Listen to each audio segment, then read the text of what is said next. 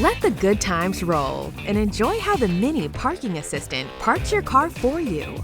It takes over, accelerating, braking, and steering to get into parallel and perpendicular parking spaces. Here's how. Press the Parking Assistant button below the toggle bar to open Parking View, or just shift to reverse. When you drive slowly past parked vehicles, your Mini scans for free spots.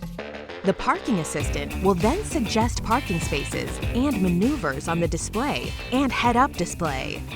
Choose your move. Select an option, park forward, backward, or select alternative parking spots. You can now even park between line markings. Let go. When the car moves automatically, you can slow down with the brake.